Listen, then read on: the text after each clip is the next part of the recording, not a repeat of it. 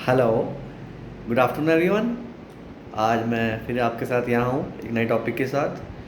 Today my topic is don't track the index like Sensex and Nifty, track the valuations. In long term valuation matters, not index like Sensex क्या हो गया, आज इतना था उतना हो गया। बिकॉज आजकल जब से ये कोरोना वायरस आया है from March, index 30 to 40% crash हो गया। 42,000 सेंसेक्स था, वो 26,000 तक गया, फिर वहाँ से अब 32,000 पे आ गया। तो people was saying that it was like 2008 जब इंडेक्स 21,000 से 8,000 आ गया था, तो अब भी 40,000 से 10,000 आ जाएगा, 15,000 आ जाएगा। Only tracking index but not tracking valuation. तो आज मैं आपको वैल्यूएशन कुछ 5 या 6 पैरामीटर्स के बारे में बताना चाहूँगा जो इम्पोर्टेंट्स होते हैं, जिसके हिसाब से इंडेक्स मेंटेन करता है लॉन्ग रन में। जिस हिसाब से पानी अपना रास्ता ढूंढ लेता है, उसी हिसाब से वैल्यूएशन भी अपना रास्ता ढूंढ लेती है लॉन्ग रन में। शॉर्ट टर्म में हो सकता है कि वैल्यूएशन या तो बहुत ज़्यादा हो जाए या बहुत कम हो जाए फंडामेंटल के साथ, बट लॉन्ग टर्म में उसको फंडामेंटल के साथ ही चलना पड़ता है। सो 2008 और 2020 में क्या डिफरेंस है, आज मैं आपको थोड़ा सा बताने वाला हूँ।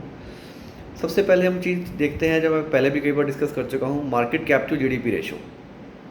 वो आज की डेट में अराउंड 60 है, 60% market cap to GDP ratio. वो 2008 में पहुंच गया था 149। Highly over expensive, highly overbought हो गया था। सो जब जब ये 50 से 60 के बीच में आता है तो मार्केट वो हाईली अंडर वैल्यूड, वहाँ से एकदम बाउंस आता है। आपने देखा भी होगा जब मार्च में क्राइसिस आया, 7600 निफ्टी ने लो लगाया। That time the market cap to GDP ratio 48%। So आना ही था, स्मार्ट मनी एकदम एंटर कर गया, तो आज वो 9200 चल रहा है। So my concern is that valuation matters in long run. आप ये मत देखिए कि इंडेक्स क्या हो गया कि वापसी अब 12,000 से 4,000 आ जाएगा, 3,000 आ जाएगा। नो, आप देखिए कि वैल्यूएशंस क्या है, उसके पैरामीटर्स क्या है, market cap to GDP ratio क्या है। फिर 2008 में लास्ट 3 ईयर रिटर्न्स कितना थे, अप्रॉक्सीमेटली 30 to 40% रिटर्न आ रहा था उस टाइम, पिछले 3 साल का रिटर्न। आज कितना है पिछले 3 साल का, अब तो नेगेटिव में है। सो highly under valued. Credit growth, bank का क्रेडिट ग्रोथ सबसे बड़ा पैरामीटर होता है लॉन्ग टर्म में देखने के लिए कि कितना बैंक लेंड कर रहा है, क्या क्रेडिट ग्रोथ है। जब क्रेडिट ग्रोथ ही नहीं होगी तो मार्केट में रिकवरी क्या होगी और इंडस्ट्री बूम क्या करेगा। 2008 में 23% के करीब क्रेडिट ग्रोथ था, आज क्या है 5-6%। कैपेसिटी यूटिलाइजेशन, कि कितनी कैपेसिटी से इंडस्ट्री अपने काम, मतलब कि आई मीन टू से राइट, कि किसी इंडस्ट्री का कैपेसिटी 100% चलने में है तो वो कितना परसेंट चल पा रहा है according to demand supply scenario.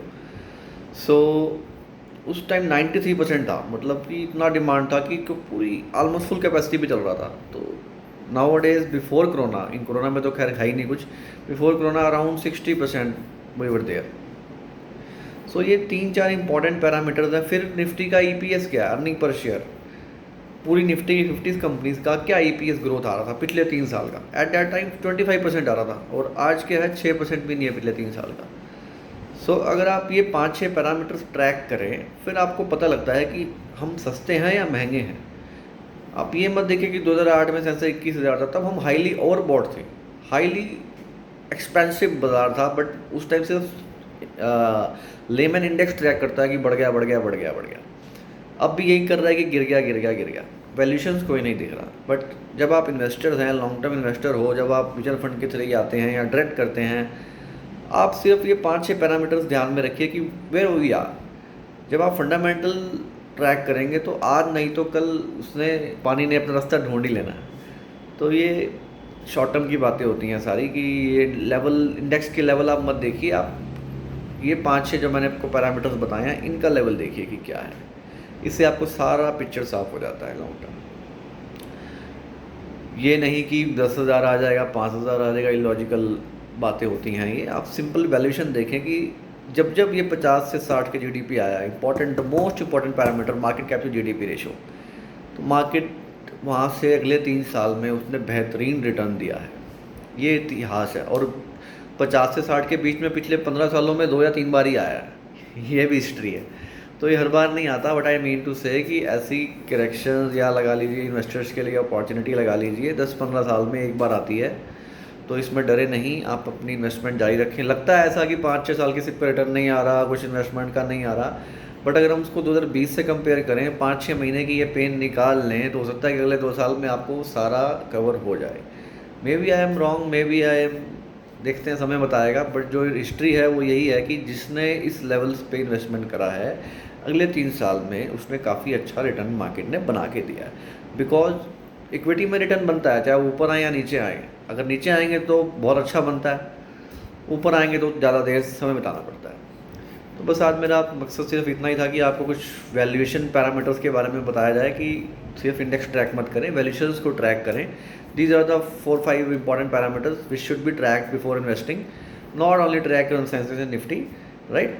And please consult your financial expert, advisor, consultant, जिससे भी आप सलाह लेना चाहें। मेरे इस वीडियो में कोई एडवाइजरी नहीं था, general for knowledge purpose, general market environment. Thank you very much.